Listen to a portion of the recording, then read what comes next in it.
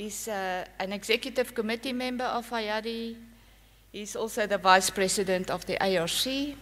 He's an alumni of Nairobi University, where he holds a bachelor degree in economics, and also of Moi University, where he holds an MBA in strategic management.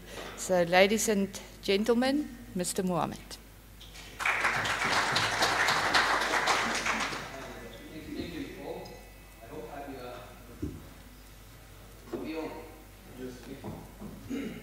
First and foremost, I really want to thank DPF Uganda and the management for hosting a very successful conference.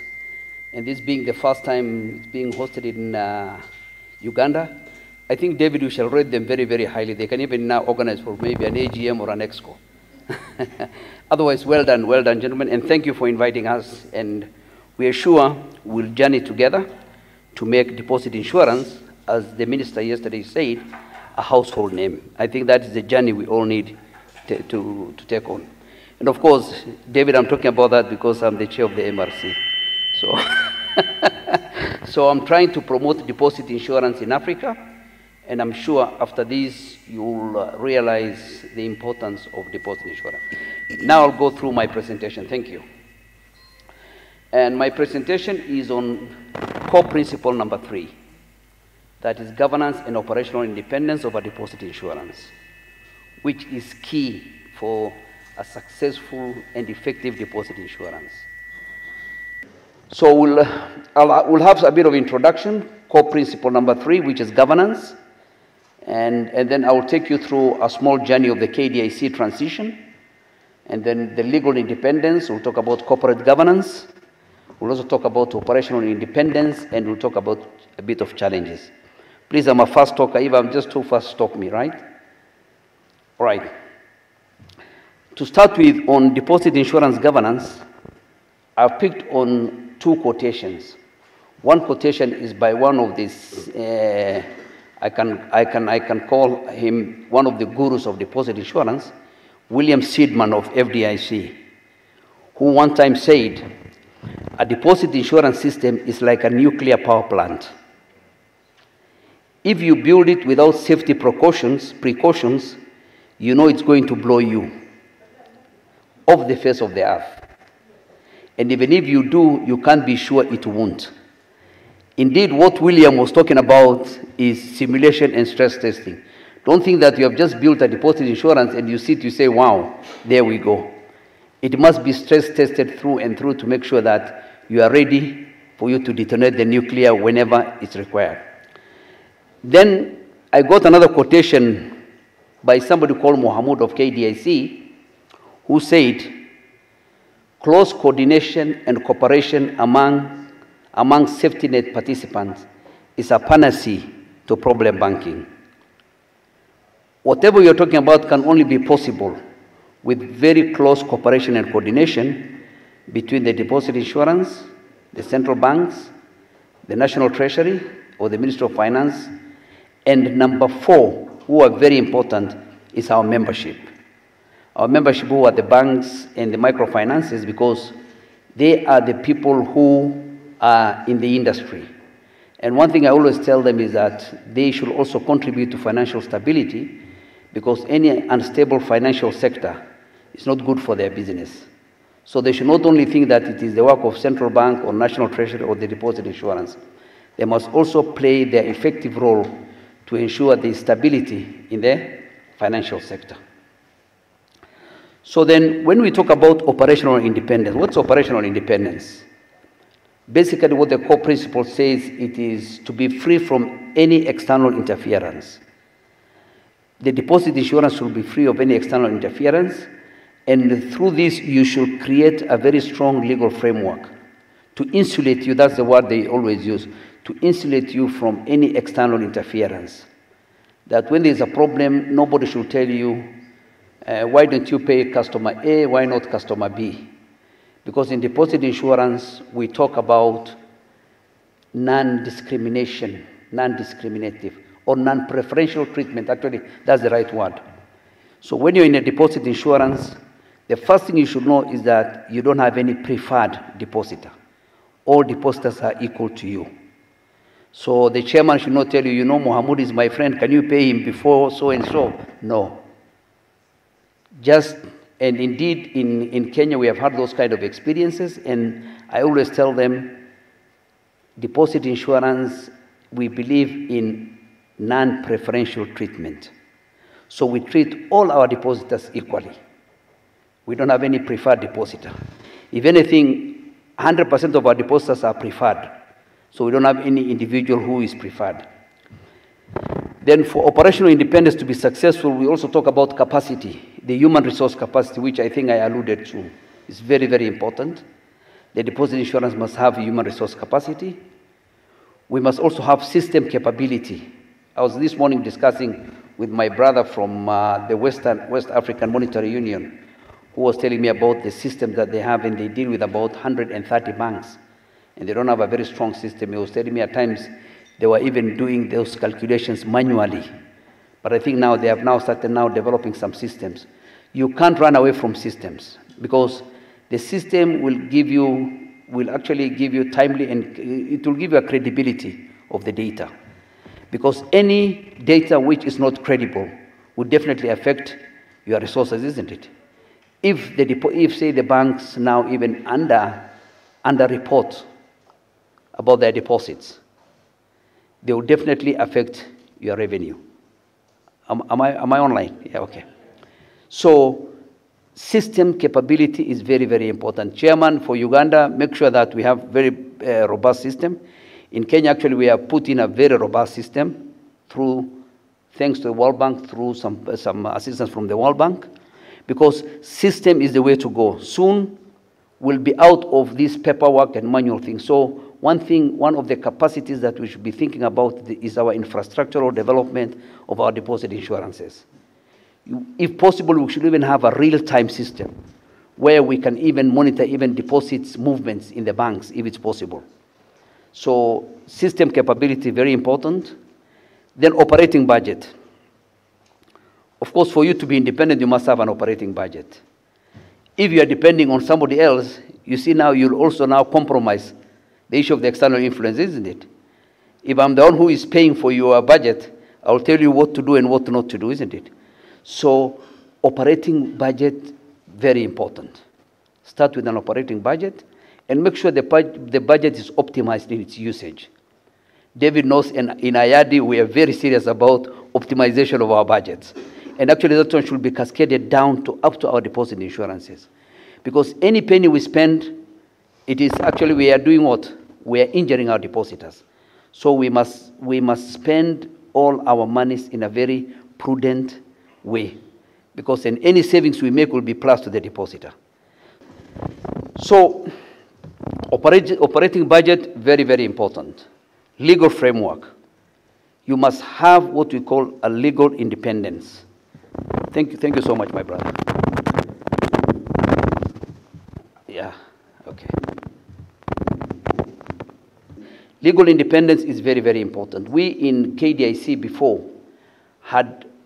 we were initially created through a section of the Central Bank Act. So we had what we call a very weak legal independence, because we were being served by a section of the Central Bank Act. So in case of anything, we go to court. People will either go to the Banking Act or the Companies Act to defeat our cases. So when an assessment was done in 2010, and I want to encourage the deposit insurances to please apply. I was even talking to my brother of West Africa this morning, and I said what they need is maybe a self-assessment support program, so that the gaps in your deposit insurance can be pointed out by experts who will tell you what to do. For us, we were told our first gap was we don't have legal independence, because we were being served by 3 acts. So we were advised to come up with our own act, and that's how we came with the Kenya Deposit Insurance Act. And Kenya Deposit Insurance Act is aligned to the international best practice. We really try to align it. Of course, it's not the best, but so far it's very good. Of course, there will be room for improvement. So legal independence, very, very important. Now, when we come to good governance, for you to reach up that hill, accountability to higher authority is very important. You don't just make decisions by yourself. You must involve your board. You must involve experts. Always in deposit insurance, one good thing, we have created a culture in deposit insurance that I can reach David through an email, wherever I am. I can reach our secretariat through an email. And I really want to commend our secretariat who sit in Basel very, very well. I always start them even at night with messages. Where are we in this? Can you guide me in this? Can you advise us? And the advice will instantly come to you. So wherever you have any issue, please contact our secretariat. These fellows don't sleep. They work around the clock. David doesn't sleep here. Even last night I was sending him some messages. Where are we on this? Where are we on this? And actually, that is one thing I want to commend our secretariat. We have a very, very responsive secretariat. So please make that, make that connection, make use of our secretariat so that they also feel that, yes, deposit insurance has reached the end of the world, isn't it? That's our dream. Second is transparent disclosure. We must have transparent disclosure. Don't hide anything. Anything you hide will become toxic to you. That's what we say. Don't hide. Even if something is wrong, discuss as a group, you will resolve it. Sound internal controls, very important. Key, actually. When you talk of governance, it's internal controls. Segregation of duties, clear procedures, explicit procedures. Try to reduce norms. You know, norms, those are unwritten rules. Try as much as possible to reduce those written and unwritten rules. Let rules be very, very clear so that when the CEO is not there, the office can continue. Not everything, I have to go and consult the CEO. No. Please, let us delegate to our people. Let us trust our people. But make sure that we create systems. We create systems that even if you're not there, the systems will work for themselves. That one is very, very important. Minimal conflict of interest. If you have any conflict of interest, you are in the wrong profession. Deposit insurance, you cannot afford conflict of interest. You heard my first statement. What did I say? No preference, isn't it? Once you go into conflict of interest, you start now preferring some depositors and some creditors and some debtors. So if you have any conflict, leave it outside that door, because you are serving a very important person called the depositor, who are our people who work very hard to put their deposits in the banks. So know that any time we are making a decision, it's a decision which will affect or impact that mother who is in the forest, Ruwenzori forest, that mother who is the hewer of woods, who has saved our money. Those are the people that we are serving. So we are serving the vulnerable groups.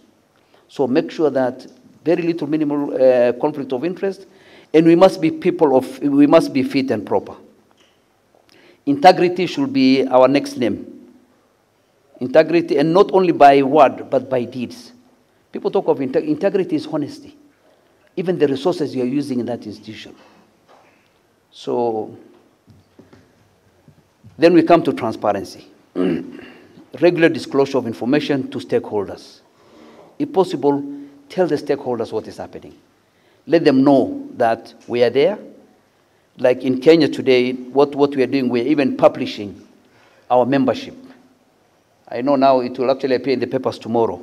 Who are all our members? We are publishing in the newspapers. And soon, we are also going to put stickers in all our banks, all the ATMs, all the money applications, that this is a member of Kenya Deposit Insurance Corporation. So that people know that Kenya Deposit Insurance Corporation is the one which is covering. I remember even the chairman yesterday alluded to that. I was telling some banks, when you say regulated by central bank, also include there, and a member of Kenya Deposit Insurance Corporation. Initially, some members were saying, oh, you know, if we associate ourselves with the deposit insurance, people might think my bank is weak. I told them, no, it's a leverage you people don't understand. Because what are we doing? We also want the unbanked to come and bank with us. Indeed, in Kenya, what we did, we went to the social, we worked very closely with the social media. I have engagements with them. And the vernacular radio stations. We did a program through the vernacular radio stations, and it was really a hit, because we have about 130 radio and vernacular radio stations. That's where now we come to enhance public awareness. Enhance public awareness, vernacular radio stations. We also do a lot of road shows. In Kenya, actually, we have introduced road shows. And now we are working with the universities and the institutions of higher learning. We want to engage them if they can even teach a certain unit on deposit insurances in the university. We have to build capacity. Because after 5-10 years, once we have, say, 50 deposit insurances in Africa, capacity will be a requirement. So even in your countries, let's start now building capacity as we prepare ourselves for deposit insurance. It's very important. Accountability. Of course, accountability is also key. Regular assessment of performance versus mandate. We must regularly assess ourselves. How are we? Where are we with our mandates? Can we enhance our mandates? How is our mandate? Are we achieving our mandates?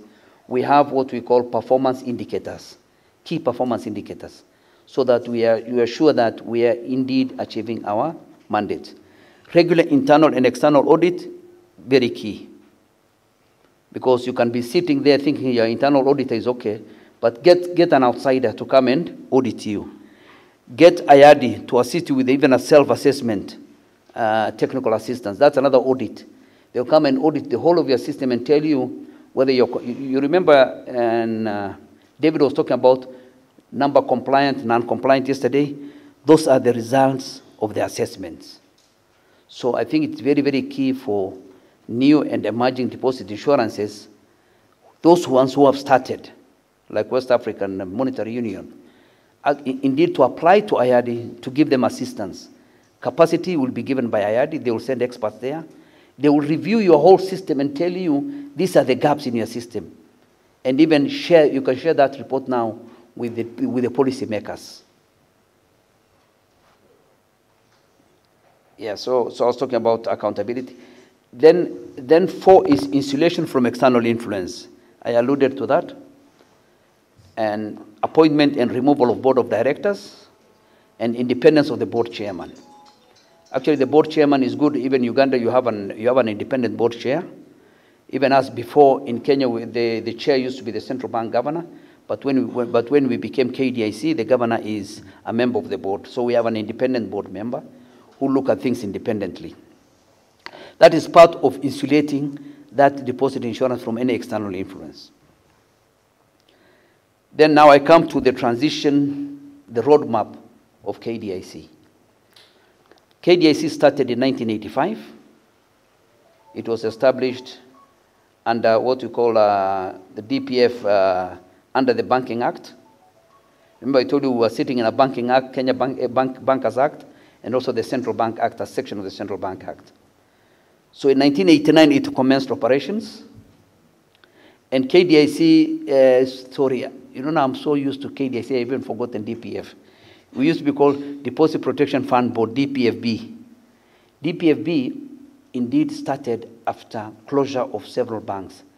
And you realize it is common in most jurisdictions.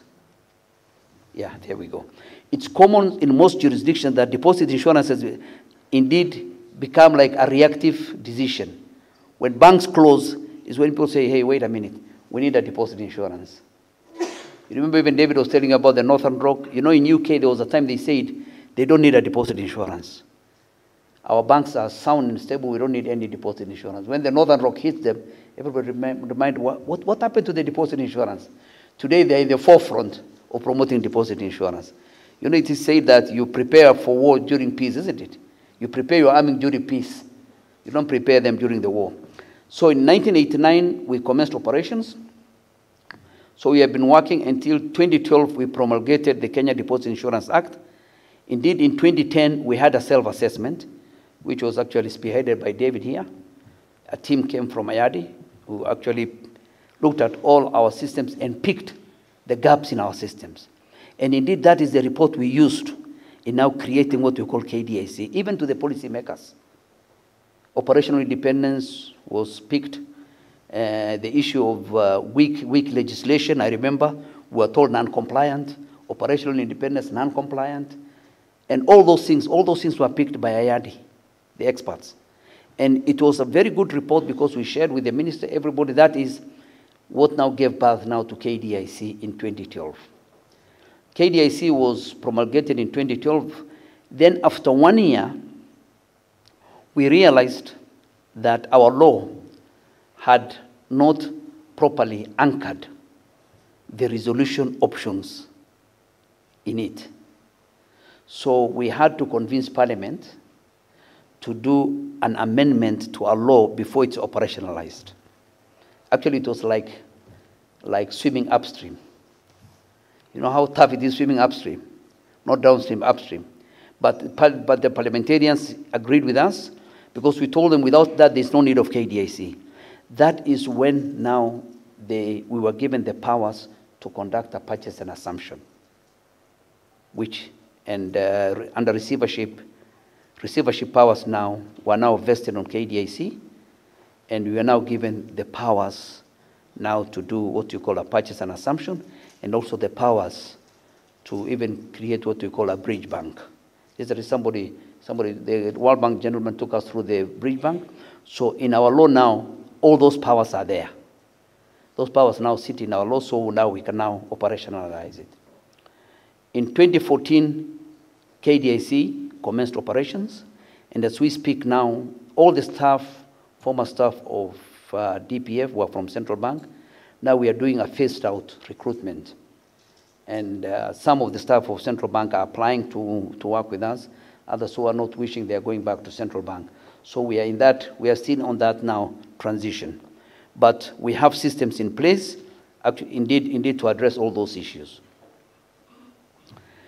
On legal independence, the board was established under the Banking Act. This was a department of Central Bank before. Operations of the fund were governed by, you see, 3 different laws at that time. We had the Central Bank Act, we had the Banking Act, and we had the Companies Act. So these were some of our weaknesses when we used to go to court. When we quote the Central Bank Act, the defense lawyer will quote the Companies Act, which will defeat the Central Bank Act, because we didn't have a clear act. But now, when we say the KDI Act, everybody keeps quiet, because that's an act of its own, isn't it? It has actually given us extra muscles now to defend our positions, and also to protect to insulate ourselves from any external influence, right? So you can see legal independence is key. This was established, that's when we have talked about it. Yeah. Now, on corporate governance of KDIC, we have an independent board of directors. I think some of the colleagues were asking me how many committees we have. We have 4 committees. We have the board finance committee, we have the board audit committee, then we have the board technical committee. The technical committee handles the operational work. That is where resolution sits, resolution issues. Then we have a board HR strategy and what we call general purpose committee. Those are the 4 committees of the board who serve the board and who assist the management. This is a very active board, and each one of them has an independent chair. And then they all now report now to the board of directors.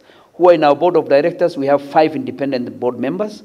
We have the governor of the central bank. We have representative from the National Treasury. We have representative from the Attorney General. And we have the chief executive of the Kenya Bankers Association, which I know IADI is still not happy with it, but I told them for a transition, let me still have him there so that maybe eventually we may amend it, because they say it also kind of at times compromises independence and all that. Operational KDIC as an independent board, we talked about.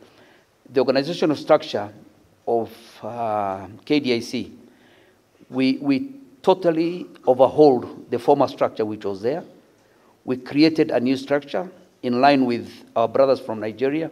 We heavily borrowed from Nigeria's structure, which is actually a very, very good structure. So we have the CEO, and then we have 3 directorates headed by general managers. Then we have the deputy general managers, and then it cascades up to down there. All departments are actually served there. So, and it's something that even the state corporation in Kenya really liked it. So now they are recommending to most of the state corporations in Kenya to adopt that structure. Because before we had a structure where there were 9 directors reporting to the CEO. So the CEO became more of a technical person. Indeed, so we have now created we have now given the CEO the powers now to do the chief executive work, while technical things now will be handled by, like actually I have two of my general managers here, General Manager Corporate, Baran is there, and the General Manager Risk and Examination. Those two gentlemen are both of them general managers. They head the directorates. KDIC milestones, of course, operational independence 2016. 2019, we want to launch our differential premium systems, actually we call risk-based premium.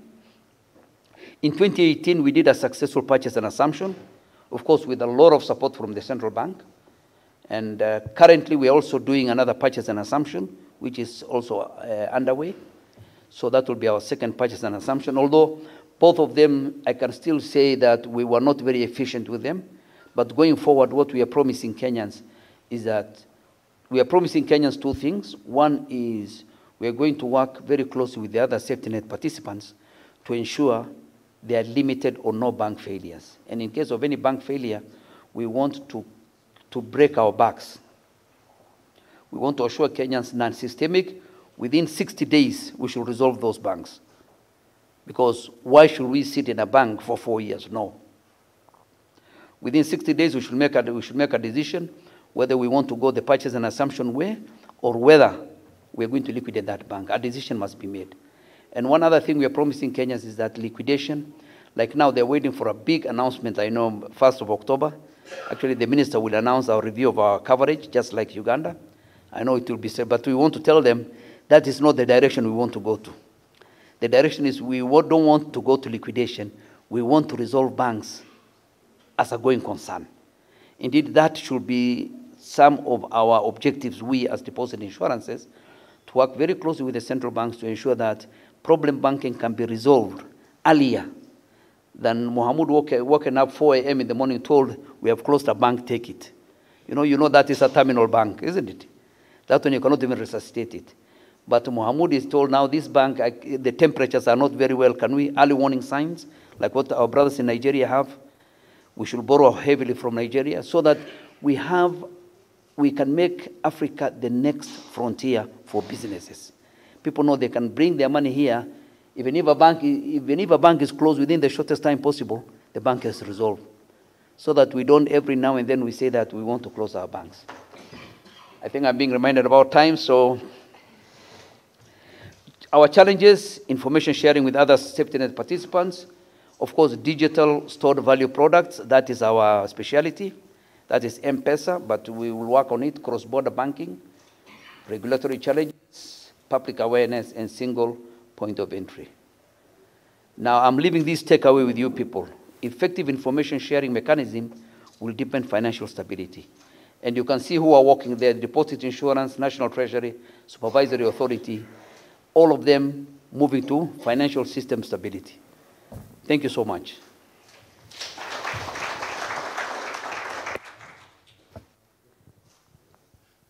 Good morning, everyone. My name is Sylvester Telekabwe. I'm from Zambia. I'm actually from the central bank. Zambia doesn't have a deposit insurance fund, so we are in the process of trying to establish one. Now, from the Kenyan experience, what I've actually noticed is that you started as a department, or was it a fund in the central bank?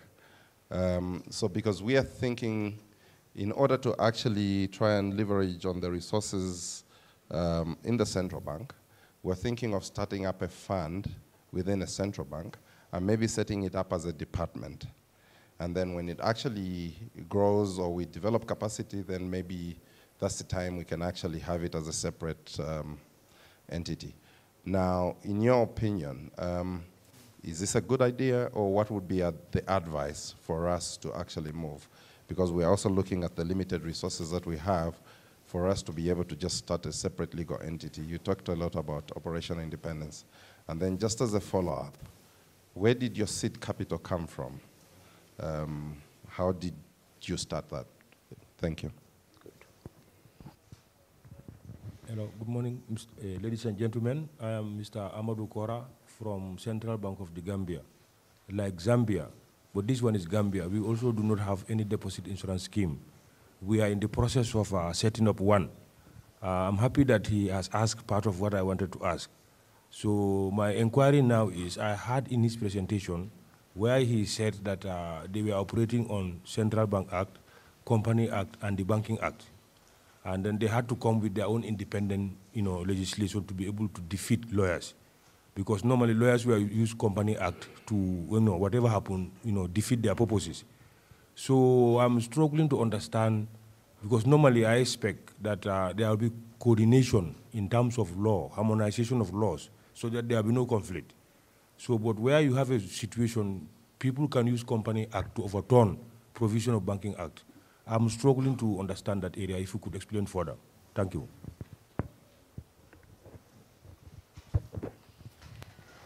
Thank you for that. We've got one question in the back first, sir. I'll remember you for the next round.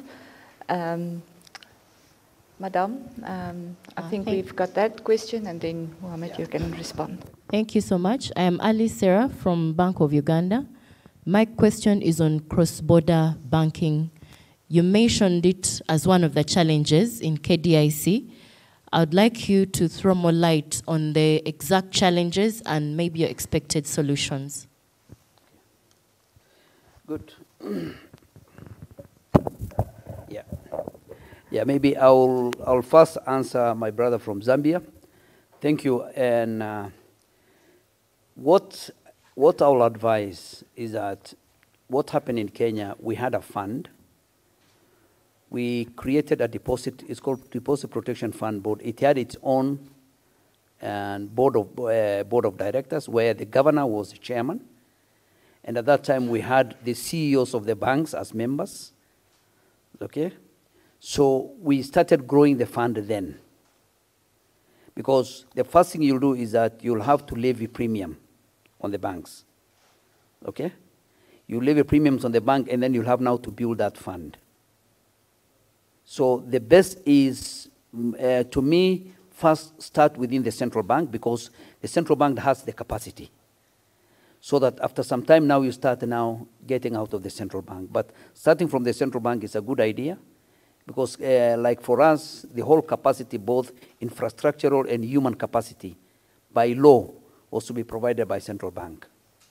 Of course, later, we had now to make arrangements to reimburse the central bank. So as we build our fund, and then we also continued now creating other structures. On the issue of seed capital was initially given by the World Bank as a loan. That is what started. And then we even paid that loan. And actually, indeed, there was a time I was even discussing with some people from the African Development Bank. And I think it's an area that maybe we'll need to explore, or our development partners. If they can assist, I know most of the deposit insurance, the new ones, the main challenge may be seed capital. If they can be lent some seed capital, start up, and then later pay that money. Because you'll start now leaving premiums, and of course you start now building your fund. Of course, nothing is for free. We must pay. So that is that. And maybe for countries with strong central banks, maybe even central bank can even lend the seed capital to the deposit insurance. And then as you start collecting premium, you can pay off that money. Like even in America, when there was a global financial crisis, we're being told the government lent them about $80 billion, and within 2 years they paid that money. So it's possible we can even be lent and we pay the money. Now on my brother from Gambia, yes, on the issue of the act. At that time, the problem was our act did not, maybe it was a defect on our act, because our act did not specify that there are special companies called banks. So some people were applying the Company Act, but banks are special companies, which are not like a manufacturing bank. Sorry, which are not like a manufacturing company. So those are some of the misalignments in the law. And I can say maybe it was a structural defect, which now we had now to correct. It was nothing we can say which was general as such. Then my sister from Bank of Uganda, of course, cross-border, this is particularly related to information sharing. And indeed, what we are doing, we are now working very closely with the central bank We'll also work very closely with the Bank of Uganda and maybe the Deposit Protection Fund Board of Uganda. If you look at our new core principles, there is a core principle now on cross-border information sharing. And that one was purposely put in there because now banks are crossing the borders. Banks are becoming borderless, isn't it? So soon, banks will be everywhere. So even IADI has recognized that and put it as one of the core principles on information sharing cross-border so that we can work together. Soon you may realize we don't even have boundaries. So we have to work together to make sure that whatever is happening in Uganda, Kenyans know. Like what happened in Kenya one time, when we closed a bank, we didn't realize that the subsidiary in Uganda had its ICT stationed in the one in Kenya. So when we switched off, we also switched off Uganda. You see, that was not right. So those are the kind of things that we need to work together so that we can resolve it. Thank you so much.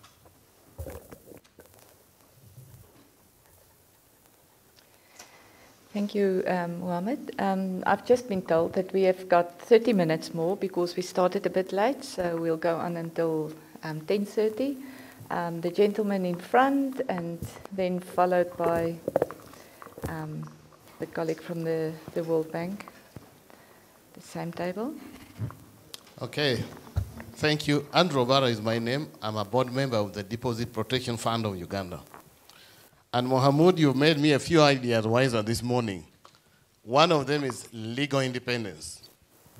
Now, give us a sense of how you educated your parliamentarians, who sometimes don't care about technical issues, to intelligently debate and pass the law, the specific law for deposit insurance. Thank you.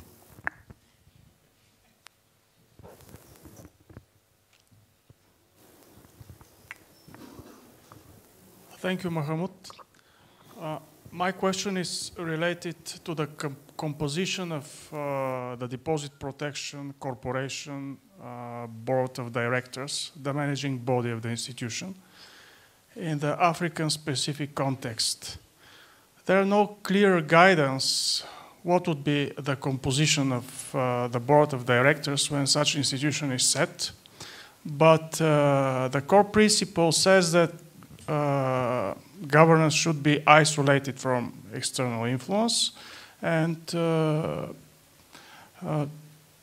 in this regard, my question is, what is your opinion about balanced composition of the Board of Directors in Africa-specific context? Because you better know this region, the cultural specificities. So what are your thoughts in this direction in order to comply with these requirements of the core principle?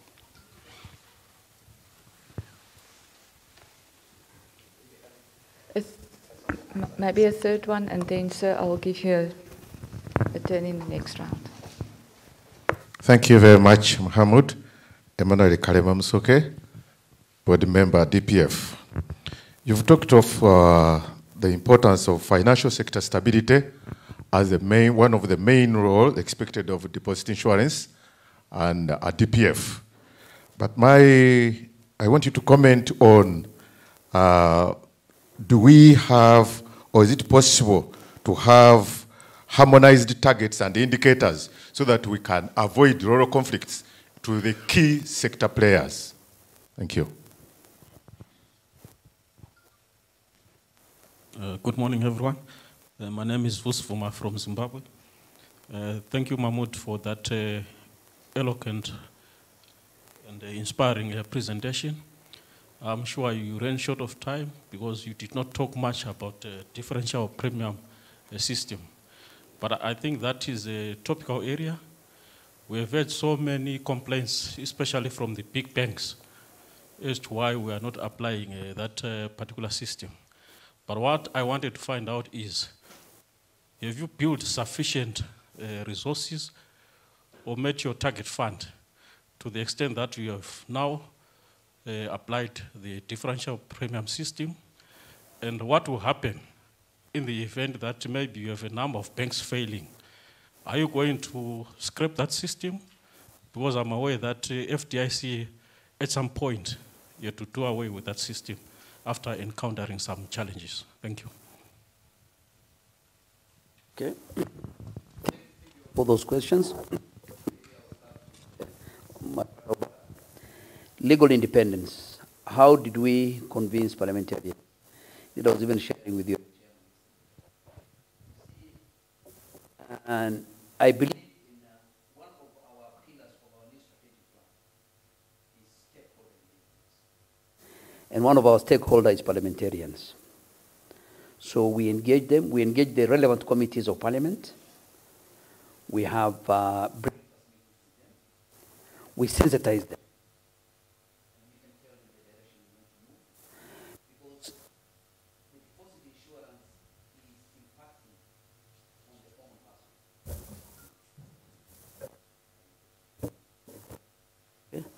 Yeah. The deposit insurance is impacting on the common person, and these are the representative of those common people. So they are also our stakeholders because legislation is being formulated by them. So we engage parliamentarians a lot. The committees, we engage them, we sensitize them, until we have kind of created a very good rapport with them. So that, and I was even sharing with your chairman yesterday, that's one strategy we adopted in Africa, because parliamentarians are very, very key. Once they don't understand you, any legislation, like I remember one time, one of them, I don't know it. So I use this. Yeah, I remember one time, one of them wanted to bring a legislation in Parliament to increase our from $1,000 to $10,000, no, $20,000. So I had to meet him and I had to meet that committee to explain to them why 20,000 cannot work. And indeed they agreed with me. So we agreed between 5,000 to we agreed between 5,000 to 10,000. So I will not tell you how much we are going to increase ours until 1st of October. Be glued to your TV. You'll hear how much we are going to review. I can see everybody's ear was up. I'm not going to tell you how much we are going to. I'm not going to tell you how much we are going. But we agreed between 5,000 and 10,000. Yeah. Now you can see that was going to be a very popular, isn't it, bill in Parliament. It was going to pass. So if you don't engage these people, some of these bills which will impact negatively or adversely on you will be passed in Parliament. So that is a stakeholder group that we need to work with, and we need to have them on our side. That's actually how we work with them. Roseanne, on the issue of guidance on board, I think IADI, and personally, my personal opinion, and if I go with my experience in IADI, I believe the more independent members we have in the board, the better for us.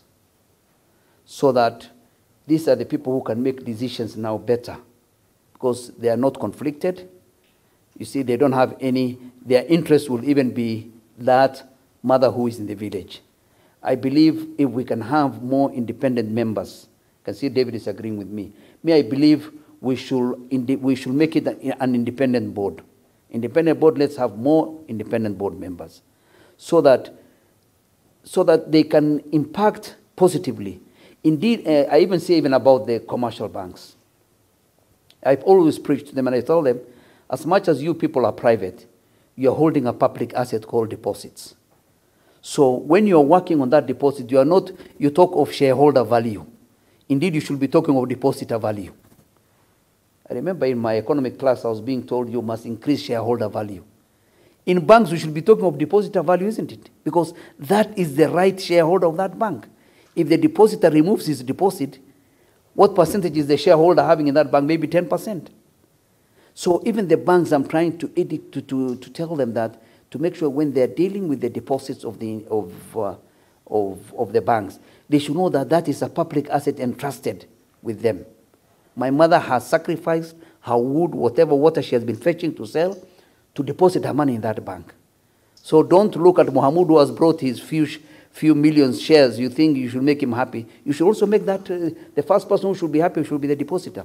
So I'm also trying now to engage the industry so they can also see with us what direction we are taking, so that some of these non-performing assets, reckless lending, some of these corporate, what we call corporate governance issues, they can address it.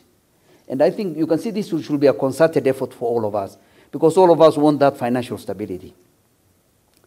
Now, and my brother, you're asking about the key sectors. Indeed, this is a challenge, and I think it's a challenge which we should turn into an opportunity. I was very happy yesterday when what I saw here, the goodwill from the governor and the minister. And I think that is the prayer for all of us. We should all, because we are all driving one public policy objective. And that one, I think, is our core principle number one, fostering financial stability. So we are not driving different policies. So we should all work together, despite our different mandates, to arrive at that public policy objective. Whether you're in central bank, whether you're in the industry, whether you are in national treasury, we are all driving what we call fostering financial stability.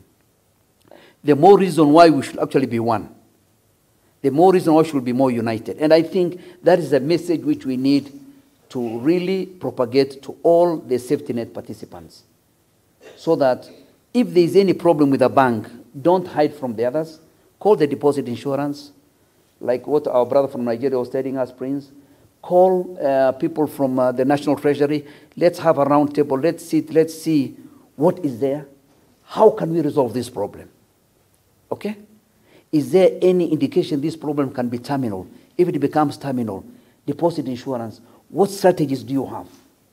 You see, we can start now doing contingency planning. We are talking about contingency planning, scenario planning. And I think, to me, that one is key even in us in Africa. In other regions, they're creating what they call crisis management teams. And I think that should also be one of the preconditions for us to have. That we can meet every quarter to discuss about even the industry. Then I'm sure we can avoid or we can limit bank failures in our countries. All of us. And with no bank failures, all of us will be happy. Differential premiums, I wish I could have been given time. I could have talked a lot about it. Indeed, in Kenya, we are introducing 1st July next year. We're introducing differential premiums.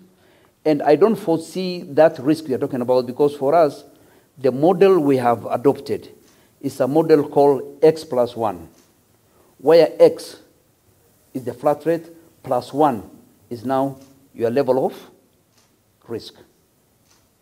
Okay? If anything, we believe that this one is even going to make us even achieve our target faster than if we could have continued with our flat rate. We are using a very simple model called X plus 1.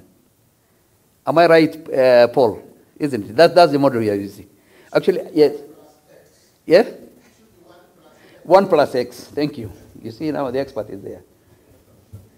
It is 1 plus X. What you have plus X. And X is the variable now to determine your risk level. Thank you. Thank you, Paul, for that. Okay? If your risk is high, it will be 1 plus 2. If your risk is low, it will be 1 plus 0, isn't it? Banks are very, very happy with it. We have done a lot of sensitization. And through African Regional Committee, I also want to thank IADI. They actually sent us an expert to engage the whole banking industry. Because we say, let nobody think that this is a Mohammed project. Let them know that this is you see the way people look at things. Let them see, and we got Bruno, who actually explained very well to the industry. And the banks are asking, when are you starting this thing? Because of 2 objectives we are achieving. Objective number 1 is that we are bringing equity. Because before, big banks were saying that they are subsidizing the inefficiencies of small banks. And 2, we are bringing what we call market discipline. Because now banks now will be disciplined. You know, that variable of X, you must make sure you have to bring it down. If it goes up, you'll have to explain to your shareholders why that X is up and the other bank is low. So banks now will have to self-regulate themselves. And these are initiatives to see how we can reduce or mitigate bank failures in our countries. That's actually how we are looking at it. Thank you very much. I hope I've answered all the questions. I can see now my home. That must be a tough one. Good morning, ladies and gentlemen. I was going to commend some people for going on Google before we came in. You're welcome, sir. To get our life history. You are welcome after the tea break.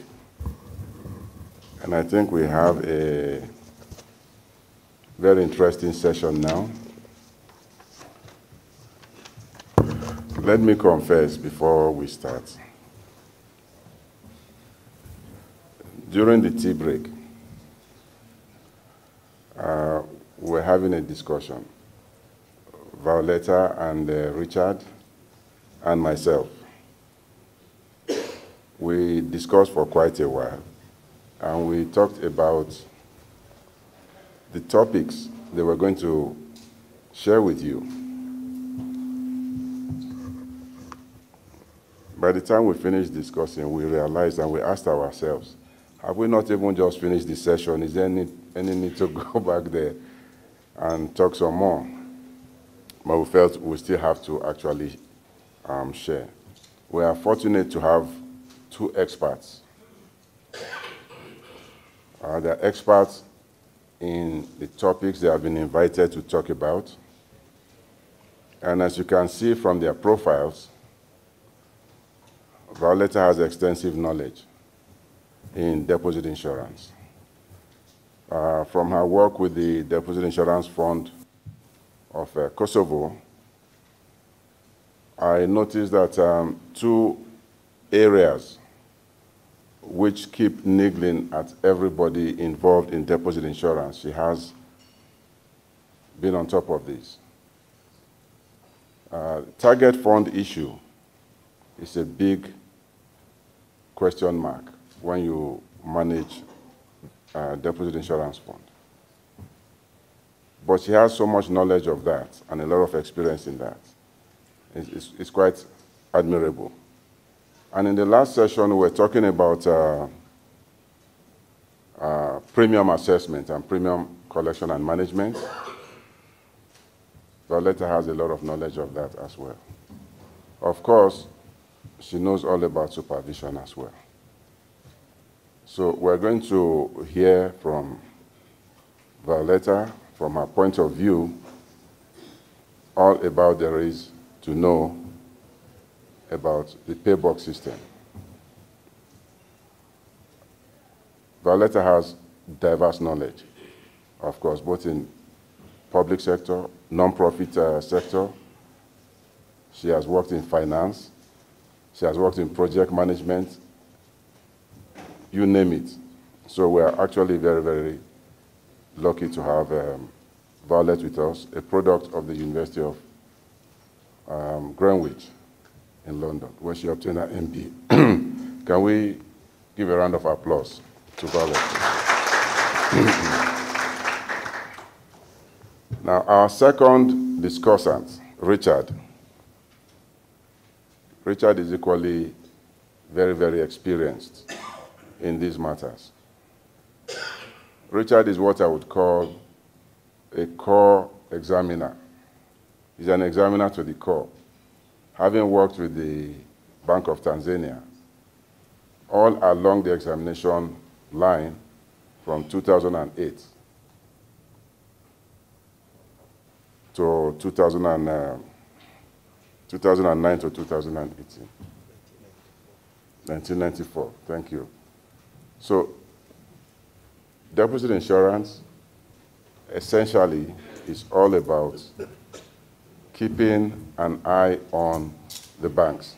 Whether you are doing it from the central bank or from the deposit insurance point of view, the whole idea is to make sure the banks operate according to the prudential guidelines.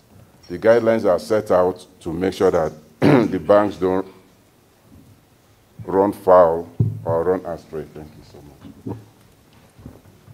Now, when you have an examiner like Richard, okay. I'm the first person to be given 2 microphones. I don't know why.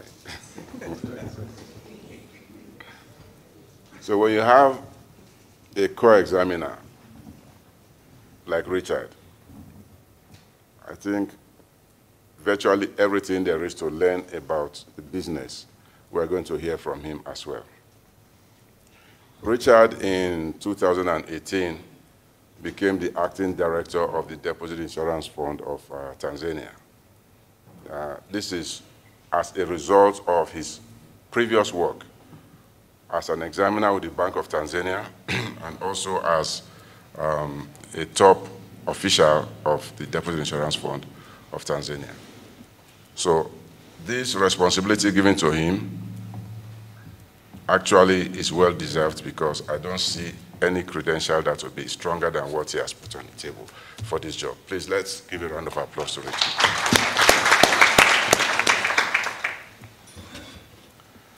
We have two speakers. Each speaker will have 30 minutes, so that we'll have sufficient time for question and answer. I know there is going to be a deluge of questions after these presentations. Violetta, you have some slides to present, so share with us. I am going to restrict myself as moderator. I will not make any contribution. I will give all the time to the two speakers and to questions from the floor as well. So we'll give you 30 minutes. You are going to speak on what now?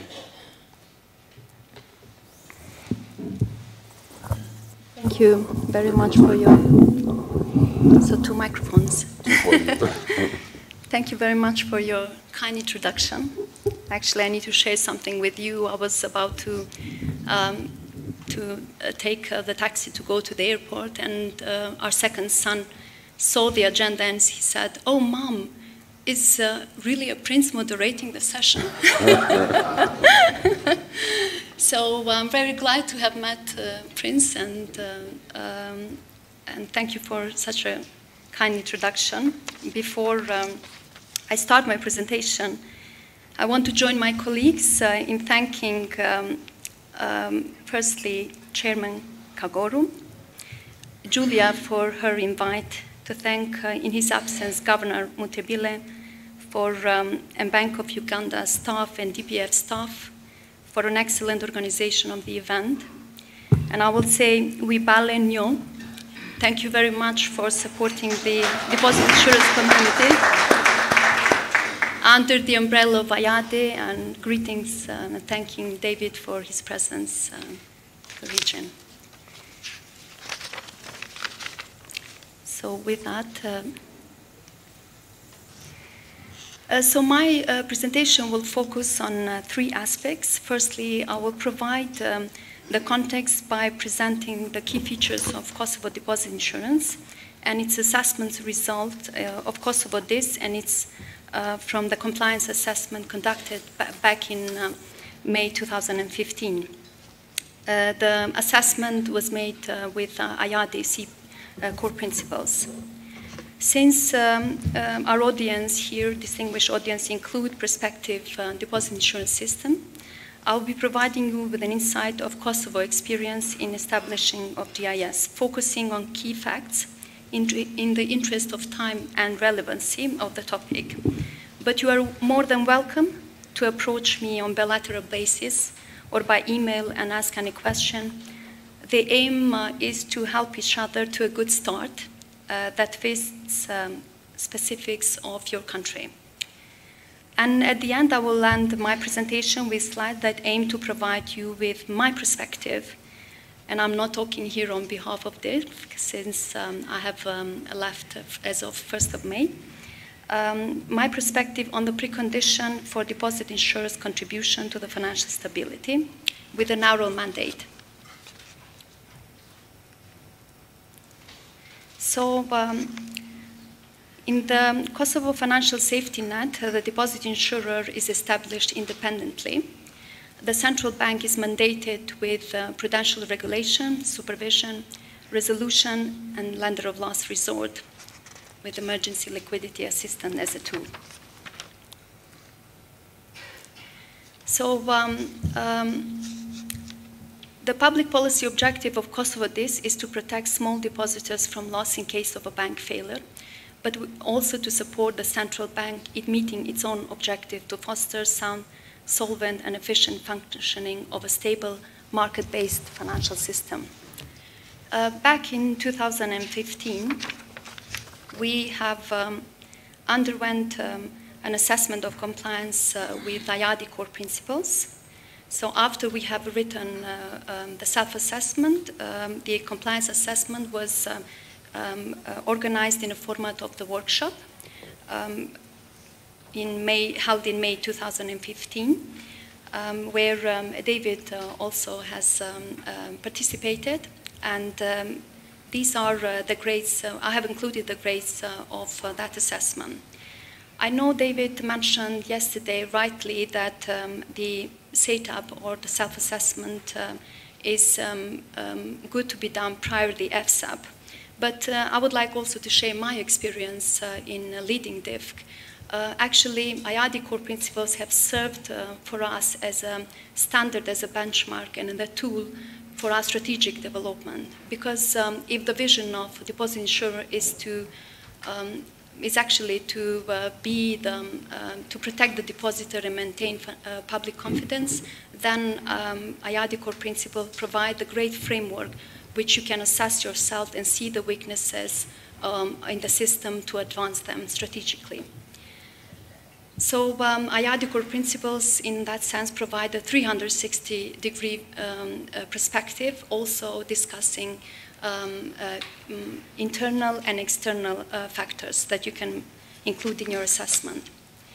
So we have been largely compliant, assessed largely compliant in the assessment, whereby the finding included that the public policy objectives are formally specified and consistent with its design features. However, weaknesses were noted in the review process.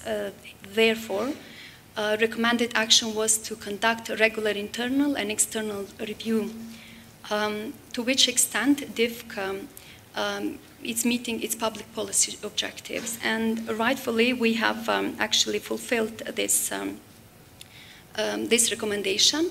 We have included in the statute of DIFC, which is the highest legislation after the law, formally have included that we will conduct regular internal and external reviews of our of how we are meeting its public policy objective.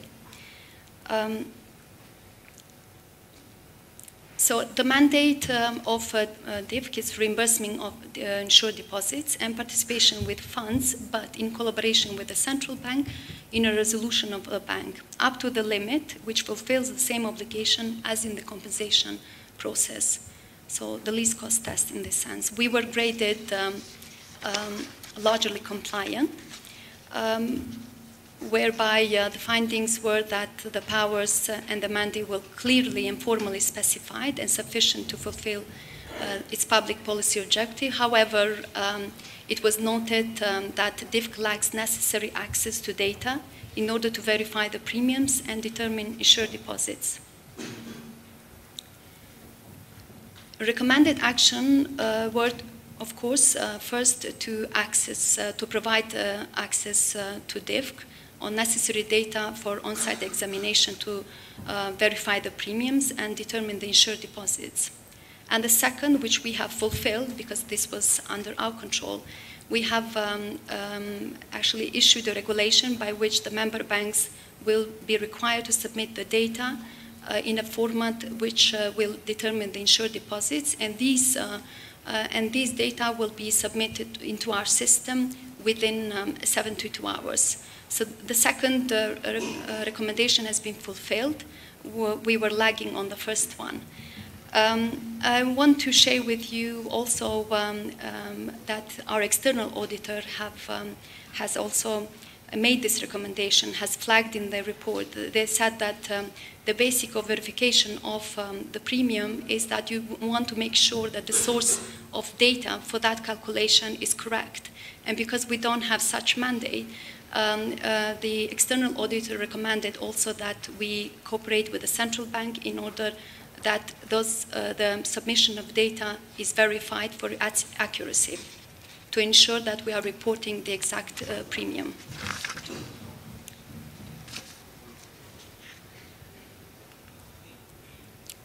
So on the governance, DIFC has been established as an independent public institution and with operational and administrative autonomy from the government structure and civil service.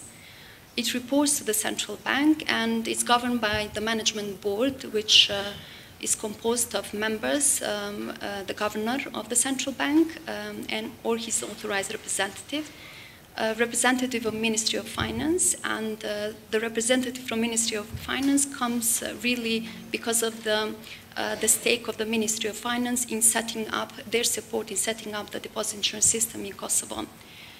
Managing director and one expert in deposit insurance, finance, and a certified auditor, one expert, a certified auditor. The management board is chaired by the CBK representative since establishment. On these core principles, we have been assessed largely compliant, although it has not affected the assessment. The finding, the experts have found that the current board structure may create a perception of conflict of interest in two areas. The first, that DIFC chair is not an independent board member, which our colleague Mohammed has explained really excellently and gave a very good practice. And the executive director is a voting member of the board and potentially undermining the operational independence. So the recommended action here was to formalize the restriction, although in practice it was done.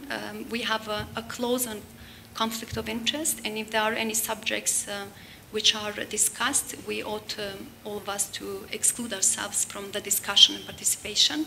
But we have, in line with the recommendation, the statute included that the managing director will explicitly not just exclude itself from the matters involving employment, but also from other which may be deemed as appropriate.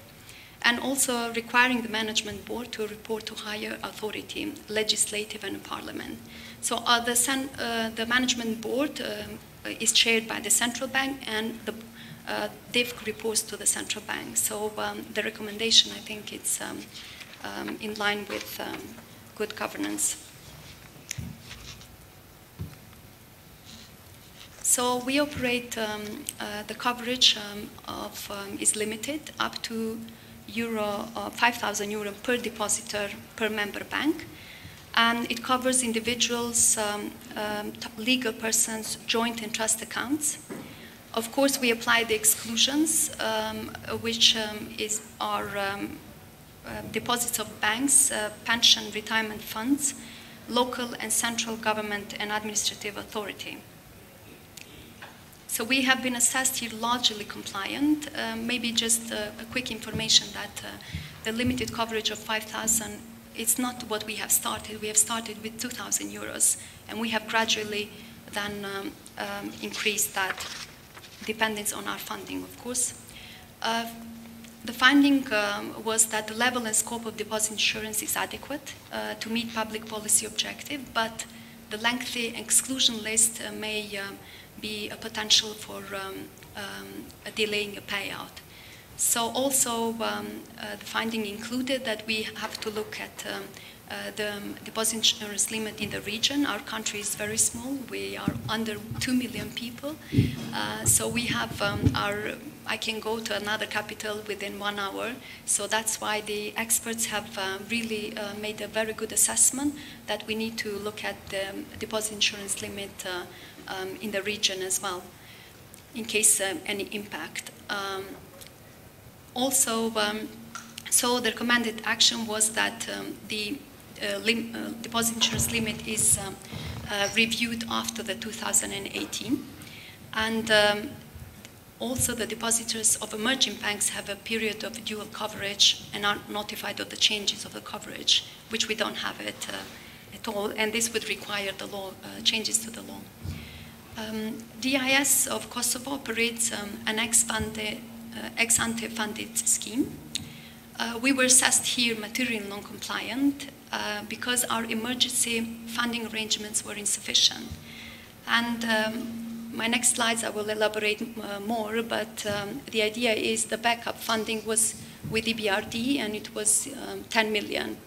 And at that time, when we were established, we were a very new institution, and the mandate was not very, the importance of the existence was not that very known, so at the beginning. But on the other hand, we had an implementation condition from the German government through KfW to have an emergency backup funding. And emergency backup funding is very crucial to the public confidence. So we just, our Minister of Finance said, oh, I can't give you more than 10 million. So we went for the 10 million just to have it.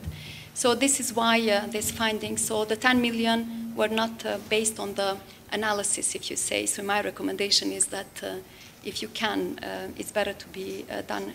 So there is no, also what we lack in our design of the system is that we don't have power to access funds from the central bank or from Ministry of Finance, and this may undermine the public confidence. We conducted yearly conferences in Kosovo yearly, where we presented the annual report and also increased with activities to increase the public awareness. So it would have taken just one question from a journalist to ask, you are insuring like 100 million euros, but you have only, let's say, 10 million or 20 million in the fund. So luckily we didn't have that question, but we worked very hard to have an emergency. Also, the experts recommended that there is a lack of clarity regarding use of funds in resolution. So in their view, also the EFSA came with the same recommendation that we need to clarify that use of funds in the purchase and in least cost test in the resolution.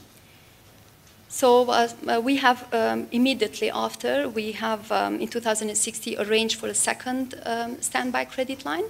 And this is not a credit line that you have, it's a standby, and you pay only the commitment fee. And we have then gone with a proper analysis, and we said, okay, this is the target fund size for us. It's 8 to 9% of the total insured deposits, but this is the balance that we have, and we want to borrow on standby terms for the difference until, with the time frame, what we have set up to reach the target fund size. So that will be the logic and behind our request, and it was supported. And we have 2 standby credits line, one which will expire in 2020, and the other one will expire in 5 years. So a little bit of how we were established. Kosovo Deposit Insurance is established as a development project, bilateral cooperation between Kosovo and German governments. And we had the seed capital donated in amount of 17.5 million, provided to fulfill 2 objectives.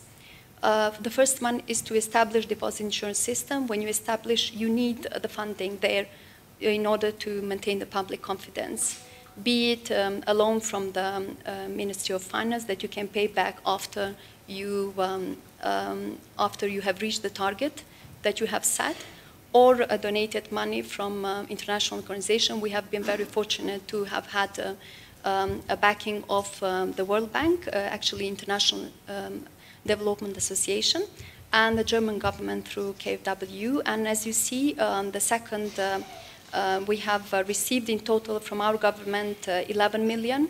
The third tranche was actually financed by IADI, and the German government provided 4.5 million for the establishment, and later on, because of the success of the project, it put in additional 2 million to support the deposit insurance limit, the rise from 2,000 to 5,000.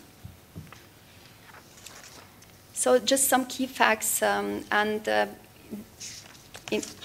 during my presentation, I will explain some recommendations which from our experience. So the full credit for initiation and the establishment goes to the central bank, and I'm really glad to see this kind brochure of the agenda, and also Bank of Uganda logo here, and this is our first conference was, you remind me of DIFC, because our first conference was actually jointly organized, and I also want to thank Bank of Uganda for supporting. The DIS can't be established without the full support of Bank of Uganda, central banks. So the full credit goes to the central bank for initiating the project. It took 2 years to draft the deposit insurance law. The law was enacted in 2010, and in 2011, May, the system was made effective and the premium was collected from member banks. A central bank staff was appointed as an interim director, and only we had the secondary legislation which regulated the members' reporting of insurance deposits as well as collection of premiums. So this is, and also the MOU on information exchange with the central bank, which was concluded and signed. And this is because our assessment of premiums is based on the information provided by the supervision of the central bank.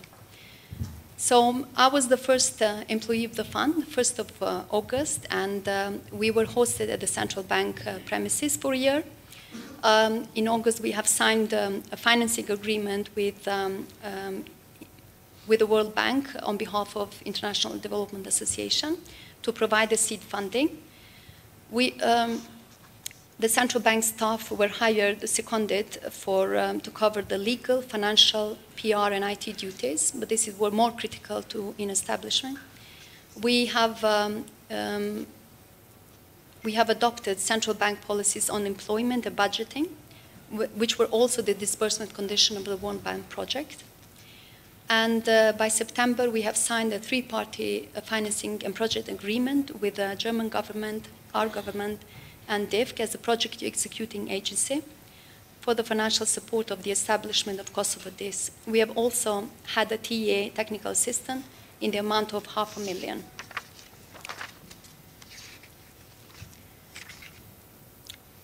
So my recommendation before presenting this slide is that, you noticed that it took 2 years. Drafting of a law takes a lot of time, and sometimes you may be rushed.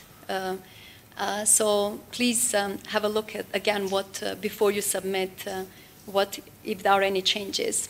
You see, our law has been made, the system has been made effective in 2011, and after not even a year, we had to initiate amendments to the deposit insurance law, and this is to define DIS participation in a resolution. So we relocated office premises. Seconding of CBK staff concluded. We had 2 people on board and also undergone an FSAP. So before making any decision on how you want to set up, please have a look, because an independent agency would mean a lot of logisticals. Within central bank, you have a procurement done for you, you have PR done for you. So I don't advocate any, but I'm just saying that it will be good to think through and see how much time is needed and effort. So we obtained the borrowing facility in 2013 and signed the second financing agreement, which I referenced for the additional $2 million. By 2014, we fulfilled all FSAP recommendations. Supervisory mission, we have concluded 2 projects. The World Bank project, which has determined that the project has successfully achieved its objectives, and KfW, which I quoted this, DIF constitutes now an integral part of the financial system in the Republic of Kosovo, because they have assessed that we have implemented effectively the legal framework for the protection of the depositors, focused on the sustainability of the establishment. We relocated to new office premises. So bear in mind, when you're establishing, it's not recommended to move offices that often in the first couple of years. So my recommendation. So this is, this slide actually represents my view of the narrow mandate DIS, that the key prerequisite for financial stability is the existence and fully practiced comprehensive collaboration framework with the central bank. As you will see, it will enable, this comprehensive framework will enable the compliance assessment fulfillment of with 11 CP, and we will fill 11 recommended actions. So from CP2, mandate and powers, then we have deposit insurance role and contingency planning. We have a membership because it's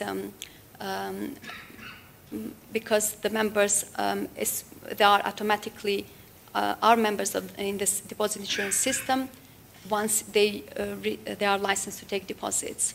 But this slide explains how important it is to get the support and collaboration with the central bank and the system of deposit insurance. So,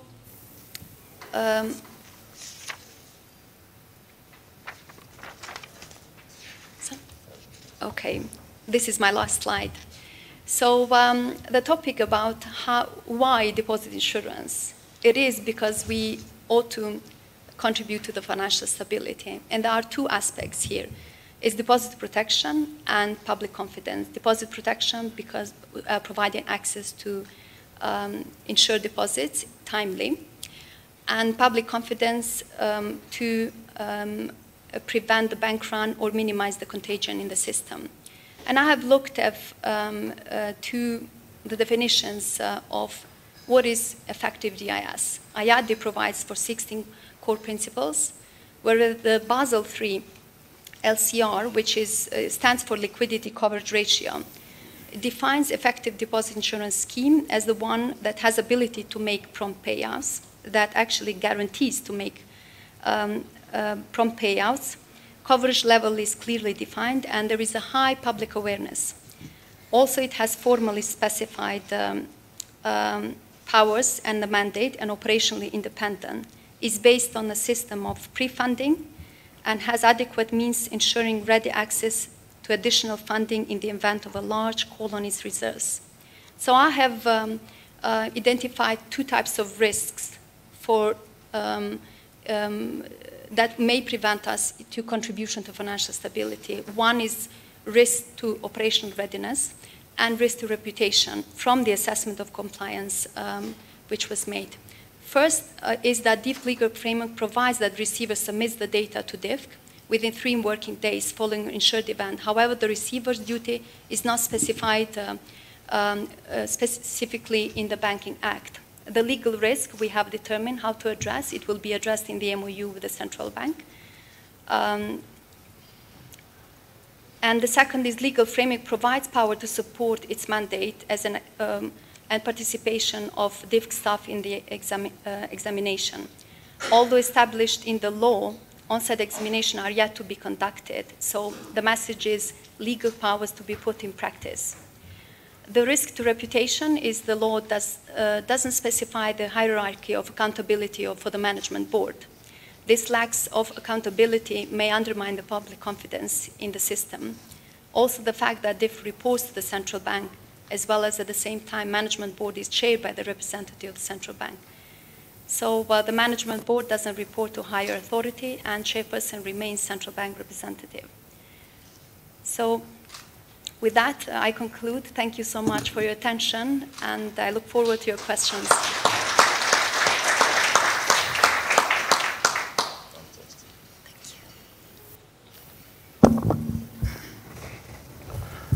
Ladies and gentlemen, I am very, very sure Violetta deserves a louder round of applause.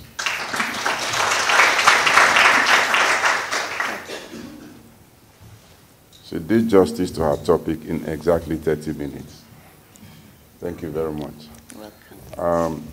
With your kind permission, I would like us to take a second presentation before we go into a question and answer.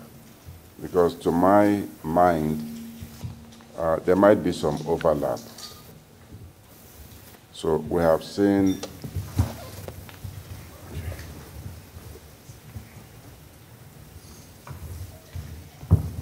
Violetta has kindly and very effectively taken us through the whole process.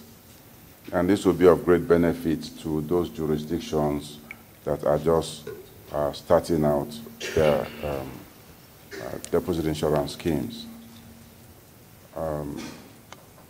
What Richard will do is to give us a hands-on experience of what you are going to be going through, especially for those that are starting out again. And for those that are already operating, naturally we'll have a lot to learn from his experience. So that when we come to question and answer, I think it will be more enriching when the questions are flying all over the place to two of them. I will stay neutral. But I think it will be good to hear from Richard. Richard, are you ready? Amen. Can we give him a round of applause, please, to encourage him? Allow me to make it presentation while I sit. So you end at 12:15.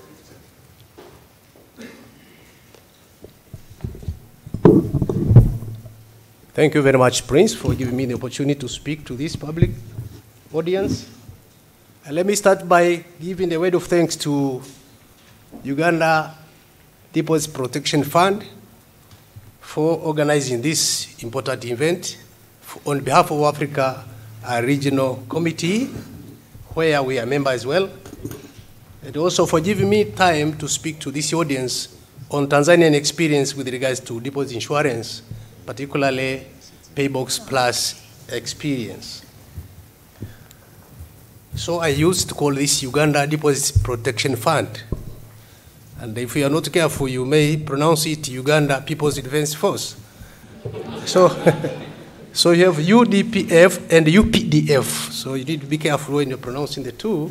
That's why they prefer to call it Deposit Protection Fund of Uganda, rather than saying Uganda Deposit Protection Fund, because people may confuse it with Uganda People's Defense Force, which is the army. But again, UDPF is also an army because it's taking care of depositors. So UPDF is taking care of peoples of Uganda for invasion from the externalities, and Julia and the team is taking care of depositors from externalities coming from mismanaged banks. So they are all armies, both of them armies. You can applaud them. They are also in the army on their way. Okay, well, we welcomed here on Sunday and some speeches yesterday. Those who speak mentioned that there are some colleagues who assisted UDPF to be the way they are today. Among them, Tanzania was not there. But indeed, we did. I remember to have hosted people from Uganda to learn about deposit insurance in Tanzania. I remember to have exchanged emails with Julia to talk about issues in deposit insurance fund. But the speakers did it purposely not to mention Tanzania because they knew they gave me a slot in this public to speak. So, take me this opportunity to mention it also. We have a hand in success that we see today at Deposit Protection Fund of Uganda. And we are ready to continue collaborating with them, exchanging experiences, so that as here as team members, we all move forward in protecting depositors in our region.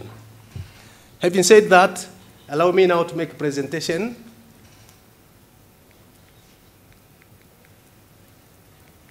This doesn't move.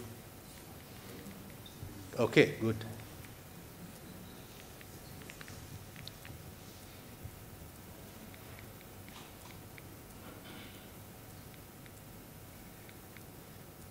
Okay, my presentations are going to be organized in 7 parts. In the first one, I'm going to talk briefly about background, where are we coming from. Secondly, I'll talk about governance issues in relation to DIB. And that is the acronym of Deposit Insurance Board in Tanzania. Then I'll talk briefly about mandate. Then 4, I'll talk about contribution to the financial stability, whereby I'll be talking about our practical experience in exercising our mandate, the challenges that we face, lessons that we learned, and then the way forward.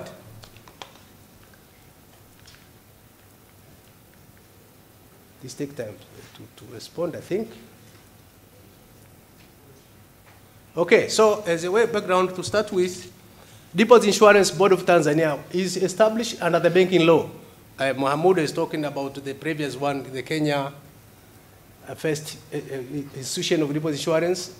Like Kenya, we were also established under the Banking Act, and our act is known as Banking and Financial Institutions Act, which was enacted in 1991. And then it was repealed in 2 years, 006. So in provisions from 36 to 42 of the new banking law, there are provisions that provide for continue to exist deposit insurance fund, and then deposit insurance board, which is an institution that is managed deposit insurance fund. And the way of history, we started our operations in year 1994. Maybe I can talk briefly on the history in Tanzania. Before 1991, we used to have government banks. You remember we were managing a centrally controlled economy. So we'd have few banks controlled and managed owned by government, and doing business most part by government institutions. So in 1991, we decided to liberalize. So we invited the private banks, we invited the foreign banks. So with that, those who drafted the law saw in advance the need of protection to depositors, because now we are open the economy to competition. People will be competing in banking business, and out of the competition, failure is one of the phenomena. So in understanding of that, they made some provisions in the banking law to take care of the depositors in terms of having a deposit insurance institution in place. So we were born in peacetime. We've seen most of the deposit insurance systems came into being after the disaster.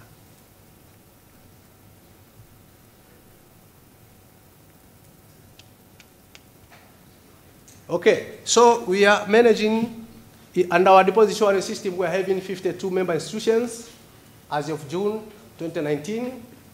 The maximum coverage in Tanzania is 1.5 Tanzanian shillings, that is equivalent of 655 USD only. And with that, we made full coverage to 95%, more than 95% of all depositors in our banking system. Our fund size, as of 30th June, this is the audited accounts, stood at Tanzanian shillings 434 billions, equivalent of USD 189 million. So briefly, this is, okay, that is briefly about our background, where we're coming from. Now let's look on the governance issues. If you look on section 37, subsection 3 of Banking and Financial Institutions Act 2006, it provides for establishment of on composition of the board of directors of the Deposit Insurance Board. In it, it says there shall be a board in which governor of the central bank will be their chairman, and then permanent secretary, Minister of Finance. You remember in Tanzania we're having two governments. We have the United Republic of Tanzania government, that is a union, and then we have the Zanzibar government, the island part. So both permanent secretaries in the Ministry of Finance are members in the board of directors of DIB.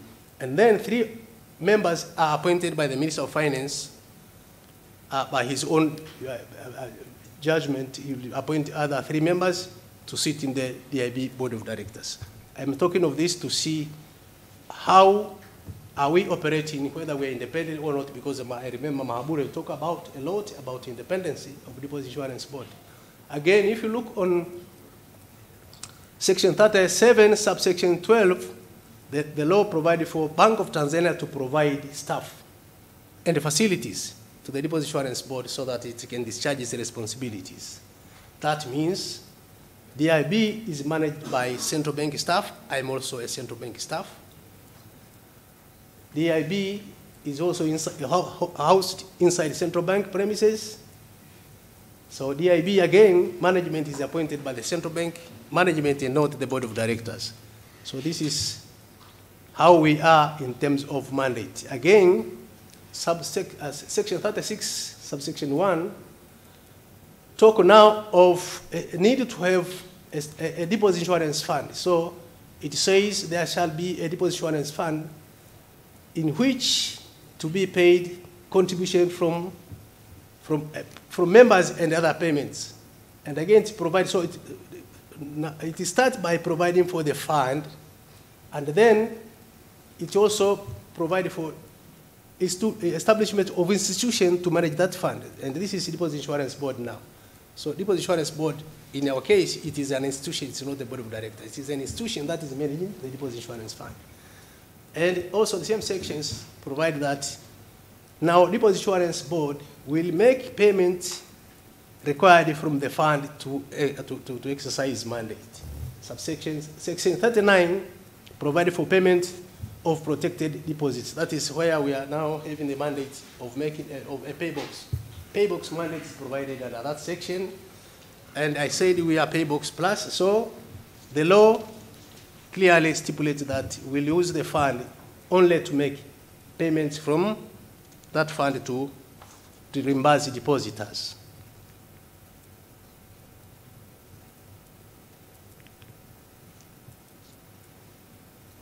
Now, section 41A of the Act provides as follows. Where a bank, it means here now, where a bank or financial institution becomes insolvent, as determined by the bank, and by the bank here it means Bank of Tanzania, the bank may appoint the Deposit Insurance Board to be a liquidator. So here is again where we are acquiring our second mandate of being a liquidator of a closed bank, or a liquidated bank. So in our case, we are saying we are paybox plus, because we may be appointed to be a liquidator of a closed bank. Do you see our mandate is similar to the Deposit Insurance Fund of Uganda?